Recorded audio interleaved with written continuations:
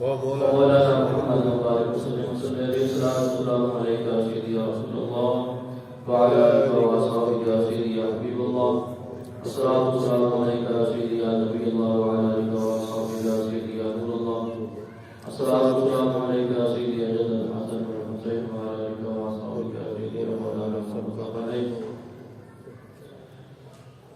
متصلات کے بعد گزشتہ درس قرآن میں سورہ آل عمران کی 159 آیات بینات اللہ کے فضل سے مکمل ہو چکی تھی. ایک چوتھا سپارہ ہے، اس کا 8واں رکوع جاری ہے.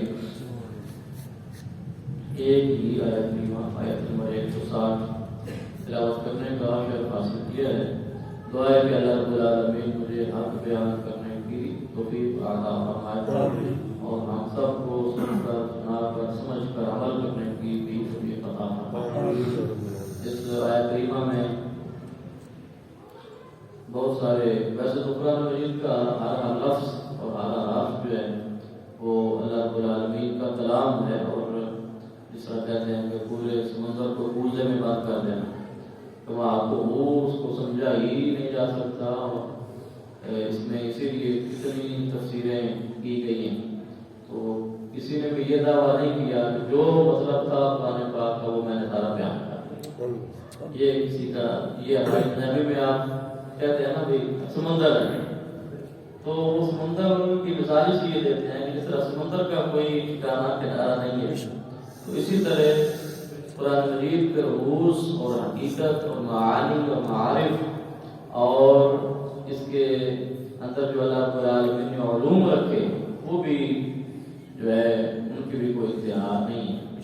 کیونکہ اللہ تعالیٰ نے خود ارشاد فرمایا کہ ولا رب ولا یابس الا فی کتاب مبین، کہ کوئی خشکی عذاب کی ایسی نہیں ہے کہ جس کا ذکر اللہ رب العالمین نے قرآن پاک میں بیان نہ فرمایا. سبحان اللہ.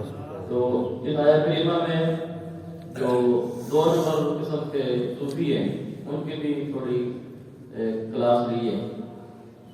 ٹھیک ہے، جو کہتے ہیں کہ انسان کو دوڑ نمازہ پڑھنا ہے جی، تو ان کی بھی کلاس اللہ. یہ ہم قرآن پاک اصل میں پڑھتے نہیں ہیں نا، تو مسئلہ ہو جاتا ہے کہ استاد سارے پیچھے پائے گئے، استاد علی کے ساتھ پیچھے نہیں پائے، استاد اللہ کو سنا ہاں جی، اللہ کا قرآن ہے اور فرمان ہے.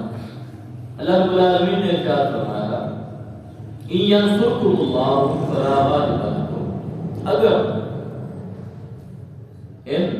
اگر ینصرکم اللہ، اللہ رب العالمین تمہاری مدد کرے، اگر اللہ رب العالمین تمہاری مدد کرے تو فلا غالب لکم، تو پھر دنیا کی کوئی بھی طاقت تمہارے اوپر غالب نہیں ہو سکتی. سبحان اللہ. لیکن شرط کیا ہے؟ اگر اللہ کی مدد شامل حال ہو. اور فرمایا کہ وَإِن يَخْذُلْكُمْ، اور اگر وہ تمہیں بے سہارا چھوڑ دے، اگر وہ تمہیں بے سہارا چھوڑ دے تو فرمایا فَمَنْ ذَا الَّذِي، تو پھر کون ہے، فَمَنْ ذَا الَّذِي، پھر کون ہے، يَنْصُرُكُمْ، جو تمہاری مدد کرے، مِنْ بَعْدِهِ، اس کے بعد. تو یہ بہت بڑا پیغام ہے اس آیت کریمہ. اب دیکھنا یہ ہے کہ اللہ تبارک و تعالیٰ کی مدد شامل حال ہوتی کیسے ہے. سبحان اللہ. ٹھیک ہے، اللہ کی مدد کیسے حاصل کی جاتی ہے، یہ ایک سوال ہے. اور بندہ بے سہارا کیسے ہو جاتا ہے. ویسے تو اللہ رب العالمین نے اگلے حصے میں سے ایک میں اس کا حل بتاتا ہوں مدد کیسے ہوتی ہے. فرمایا وعلی اللہ، اور اللہ رب العالمین پر فلیتوکل المؤمنون، جو ایماندار ہیں، جو ایمان والے ہیں، ان کو چاہیے کہ وہ اللہ تبارک و تعالیٰ کی ذات پر ہی بھروسہ رکھیں. سبحان اللہ. یہ بات بتا دیا ساتھ ہی اس کا حال بھی بتا دیا کہ اللہ کی مدد کب آئے گی، جب اللہ پر توکل ہوگا. اللہ کی مدد کب آئے گی؟ جب اللہ پر توکل ہوگا، جب اللہ پر بھروسہ ہوگا تو اللہ کی مدد سے آپ تیار ہوگی.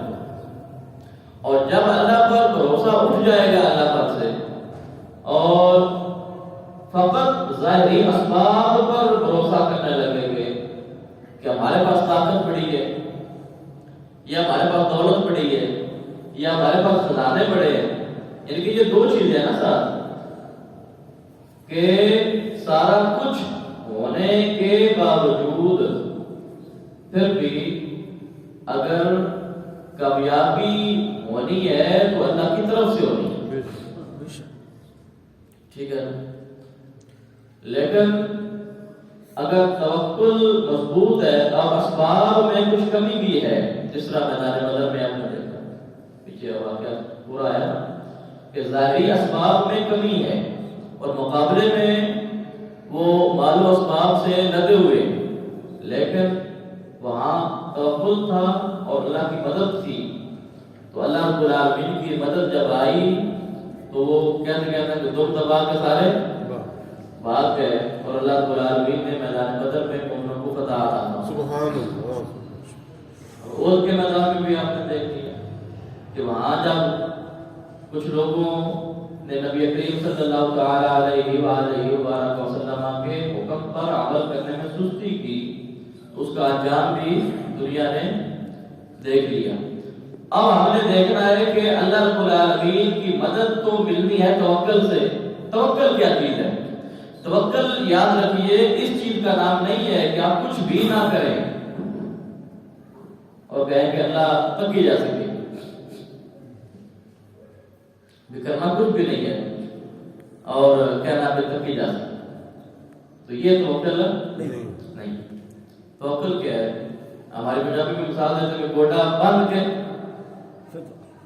یعنی گونڈ کو آپ نے ویسے نہیں چھوڑ دینا کہیں جا رہے ہیں تو، یا گاڑی آپ کھڑی آج کل گاڑی کی مثال دے رہے ہیں بھئی گاڑی آپ نے یوں ہی لات منہ پہ لگائی نہیں ہے، آپ کر کہیں گے توکل اللہ ہے جی.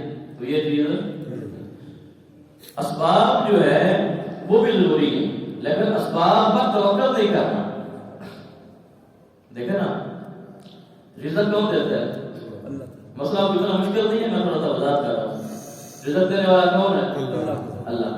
لیکن اللہ پاک نے یہ کبھی نہیں فرمایا کہ تم گھر میں بیٹھے رہنا تمہارا رزق وہاں پہنچ جائے گا. ایسا ہوا ہے کبھی؟ ایسا نہیں ہوتا. نبی کریم صلی اللہ تعالی علیہ وآلہ وسلم آپ نے کیا فرمایا؟ القاسم حبیب اللہ.